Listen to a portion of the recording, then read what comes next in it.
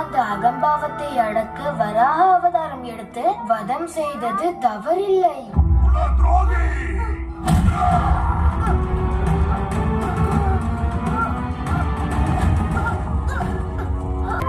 என்னுடைய ஆன்மா என்றுமே இருக்கும். பொய்யான தேகம் இருந்தென்ன இல்லாதென்ன? இப்போதும் நம்புகிறீர்களா என்னை கொன்றுவிட முடியும் என்று? இந்த சிறுவன் பேச்சை கேட்டு என் மனது ஏனோ குழம்புகிறது.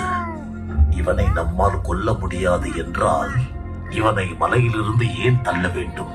இல்லை இல்லை, நீங்கள் மலை உச்சியிலிருந்து என்னை தள்ளித்தான். அம்மா, யாராவது இங்கு இறந்து விட்டார்களா? எதற்காக இந்த ஏற்பாடுகள் நடக்கிறது? பதில் சொல்லுங்கள் அம்மா. பிரஹலாதா, நான் பெற்ற மகனே. பிரஹலாதா, என் மடி